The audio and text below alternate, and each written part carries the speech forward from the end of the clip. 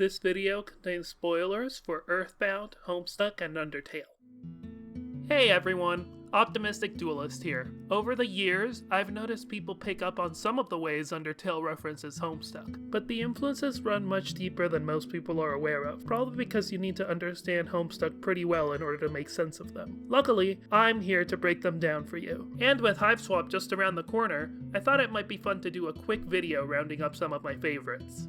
For the record though, none of what I'm about to say means Undertale is any less original. All art derives inspiration from other art, and what Undertale does with the ideas it remixes is what makes it special. Homestuck itself is prone to reference and homage after all. I'm also not presuming to know what Toby Fox meant or what was intended. Speaking generally, I don't find Word of God statements super interesting from an analysis standpoint. I'm much more interested in the connections we can draw between different works of art simply by pointing out similarities between them, and insisting those connections aren't worth exploring simply because the artist may not have deliberately intended them is pretty boring in my book. Hopefully, by watching this, you'll get an idea of what I mean. So, let's get started.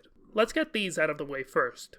By now, most people know that Aaron references Homestuck's Equius, Toby Fox coded the game partly in Andrew Hussey's basement, and that Hotland is thematically similar to the Homestuck locale Lohack. We'll come back to that last one in a little while, but first, enemies. Besides Aaron, we also have Pyrope, a reference to Terezi Pyro, a character known for her wide grins and associated with ropes and hangings, like the coil of rope that makes up Pyrope's underside. We also have Megalovania, a clown-themed enemy who only exists in hard mode. This guy references Gamzee Makara, a juggalo and religious zealot whose most memorable feature is his intimidating honks. Besides Hotland, several other areas seem to echo Homestuck too. The ruins, for example, seem quite reminiscent of the Kingdom of Durst, and Snowdin resembles the early form of Jade Harley's planet, the Land of Frost and Frogs, with heavy snow, deep woods, and an association with white dogs. Waterfall is reminiscent of John Egbert's planet, the Land of Wind and Shade, with a focus on bodies of liquid in a dark blue color palette, right down to these little fluorescent mushrooms that dot the landscape.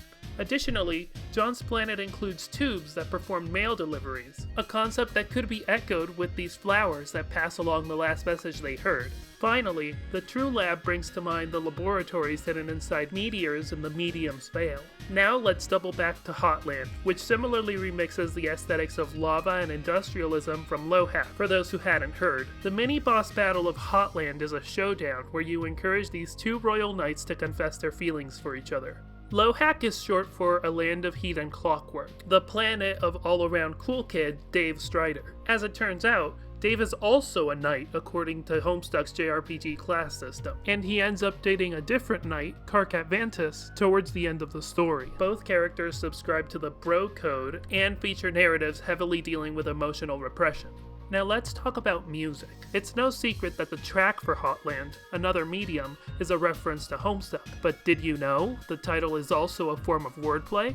The medium in Homestuck refers specifically to the entire space in which the central game, Sverb, is meant to be played.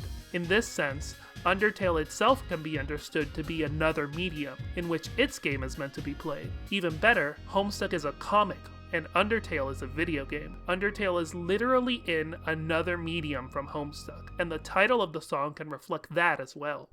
It's common knowledge that Megalovania featured in Homestuck before Undertale too. What's less well known is that the song fills eerily similar roles both times. I'll explain. In Undertale, Megalovania is the theme for the final battle between Sans and the player character, a fight that deconstructs the player character's ruthless motivation and desire to win and achieve, and willingness to commit genocide to get those things. In Homestuck, Megalovania is used for a flash animation that largely centers on Beck Nor, an uber-powered murderer who kills everything he sees, and on Vriska Circuit, a self-styled pro-gamer who prioritizes success, victory, and glory above all else. And both her relentless drive for success and Beck Nor's genocidal destruction find themselves reflected in the genocide route player character in Undertale. Let's go even deeper and talk about the way timelines work in both stories. In Undertale, once the player resets the game, the entire timeline they were playing in is seemingly blipped out of existence. This echoes Homestuck's doomed timelines in practice. Like in Undertale, alternate timelines seem to disappear from existence in Homestuck, although they can influence the main timeline in limited ways. Both stories play with the idea in different contexts, however. In Undertale, only the player character can determine whether a timeline ends. In Homestuck, each individual protagonist is treated as a player character in their own right. The main antagonist, Lord English, can coerce timelines to move in the direction he wishes in a way that usurps the individual wills of each hero, however, and the characters struggle against this reality in much the same way Sans struggles with the reality of the player character's power in Undertale. Finally, we have one last bit of wordplay that will require a bit of setup, featuring an instance of Homestuck referencing Undertale. For those of you who haven't seen it already, I'm talking about this clip. This is Dave Petta, the character we're going to talk about. That they transform into a heart might seem like an arbitrary reference at first glance, but bear with me for a minute and I promise I'll make it worthwhile.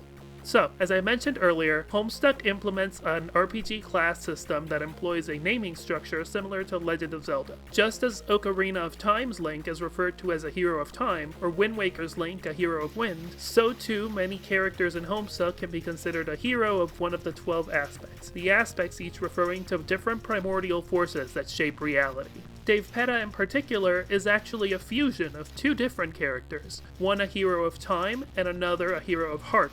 In Homestuck, the heart aspect refers to the power of the soul, the power a person's will and nature can enforce on reality. By the way, this could be why Undertale souls are represented by hearts, but that's neither here nor there since both are pretty common symbols. Anyway, what makes the system so fun is exactly stuff like this. Dave Petta is actually the only character in Homestuck who could have pulled something like this off, and it's completely narratively justified in the context of the story. After all, Dave Petta is a character with godlike power over both the concept of time and the concept of the self, or the soul. And if you combine the ability to time travel with the force of will that allows you to reshape reality, what do you get? That's right, determination. Thanks for watching. If any of this enticed you into reading or wanting to find out more about Homestuck, you can find the comic at mspaintadventures.com. You can also subscribe to keep track of my series, Homestuck Explained, if you'd like a guide to help you make sense of the comic or more cool videos about why it might be interesting to you. I'll also be covering material related to Hiveswap, the Homestuck adventure game, which, in case you're not aware, will feature music from Toby Fox, so you Undertale fans should keep an eye out. If you really like my work, you can also find me on Patreon, where every little bit of support will help me keep making more videos like this in the future. Special thanks to my current patrons for making this bonus video possible. I honestly can't believe we've come this far already. All of you guys are great. See you again soon.